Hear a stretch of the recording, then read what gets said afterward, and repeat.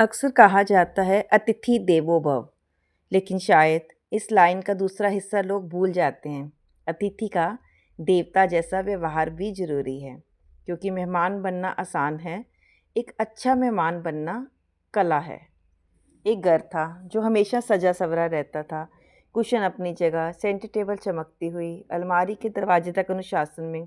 घर की मालकिन को अपने इस व्यवस्थित संसार पे बड़ा गर्व था।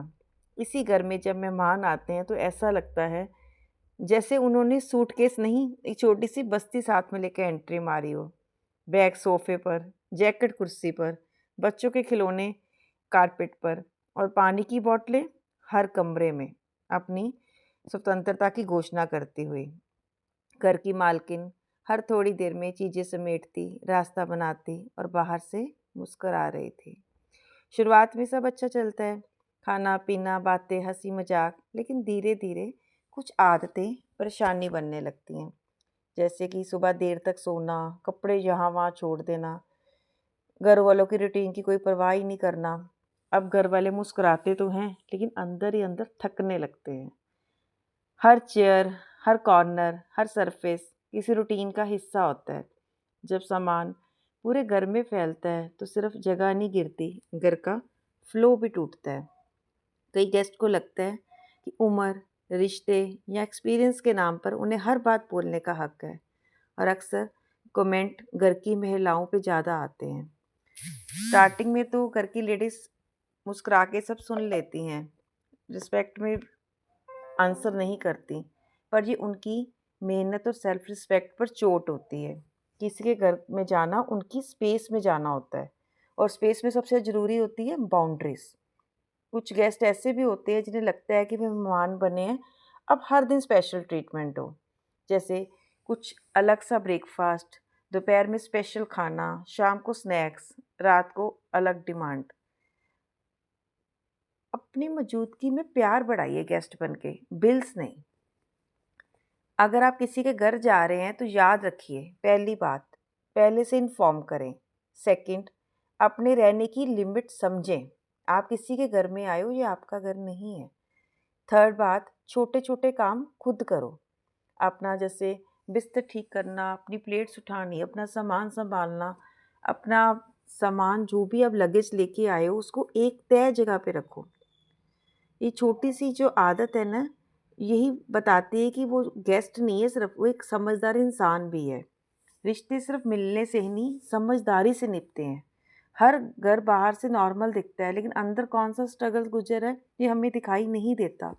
कभी किसी को फाइनेंशियल स्ट्रेस होता है, कभी किसी के हेल्थ इश्यू होते हैं, और कभी घर में पहले से कोई टेंशन चल रही होती है।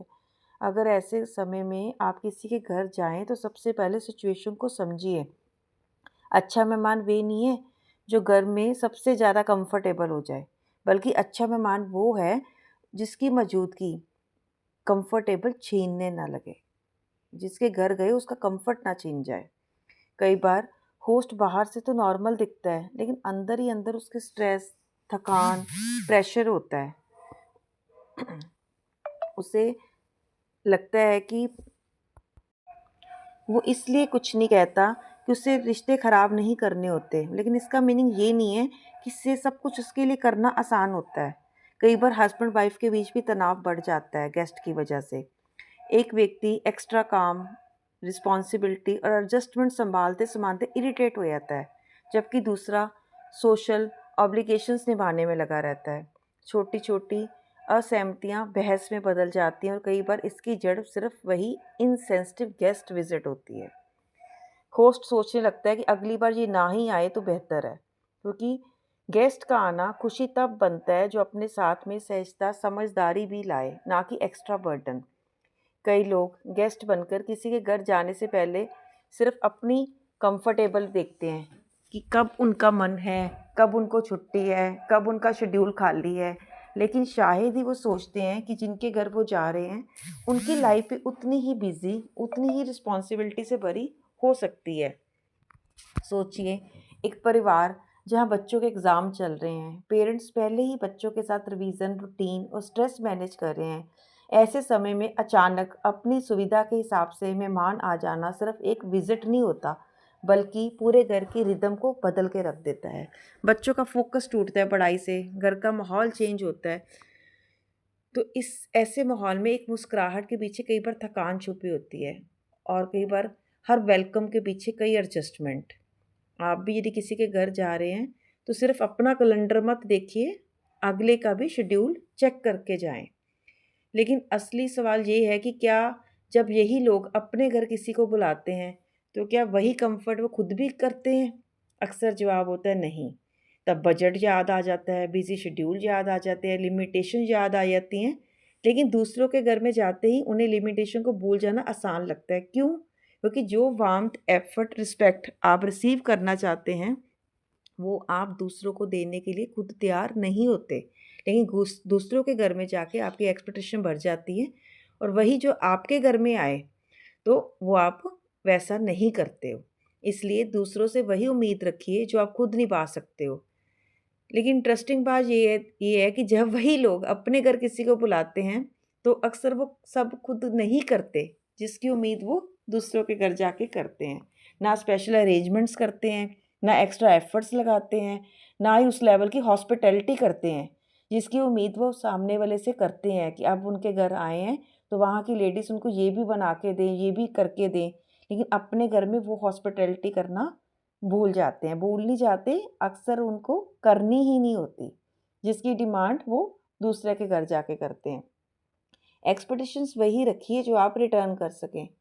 रिश्ते सिर्फ मिलने से मजबूत नहीं होते, बल्कि एक दूसरे की बाउंड्रीज, टाइम और सर्कमस्टांस का रिस्पेक्ट करने से मजबूत होते हैं। क्योंकि गेस्ट बनना केवल घर में आ जाना नहीं है, बल्कि इतना समझदार होना भी है कि आपके आने से किसी पे अनवांटेड बर्डन ना पड़े। और अगली बार जब भी आप किसी के घर गेस्ट बन के जाएँ तो खुद से एक सवाल पूछिए, क्या मेरे आने से उनकी खुशी बढ़ी है या रिस्पॉन्सिबिलिटी? तो अच्छे गेस्ट बनिए, बर्डन मत बनिए, प्यार बढ़ा के आइए, ना कि अगला कहे कि अगली बार ना ही आए तो अच्छा है। तो समझदारी से आप जिनके भी घर जाते हैं, जिनके भी यहाँ जाते हैं मिलने के लिए, आपको लगता है कि वो आपके अपने, उनसे मिलना चाहिए, उनको अपने घर में भी फिर वैसा ही वेलकम दो। क्योंकि जब आप उनके घर में जाके ये सारी एक्सपेक्टेशंस रखते हैं ना, तो वो भी रखते हैं कि वो आपके जब घर पे आएँ तो उनको भी वैसा ही वेलकम मिले। जब सामने से वो वैसा वेलकम नहीं मिलता तो कई बार सामने वाला भी फिर 2 कदम पीछे हट जाता है। Thank you. आपको ये वीडियो पसंद आया हो तो वीडियो को लाइक कीजिए, चैनल को सब्सक्राइब कीजिए और कमेंट करके बताइए कि आपकी भी कोई ऐसा टॉपिक है जिस पे आप अपना नया नज़रिया जानना चाहते हैं, तो हम कोशिश करेंगे उस पे भी बात करने की। तो बेल आइकन प्रेस कीजिए और चैनल को सब्सक्राइब कीजिए। Thank you.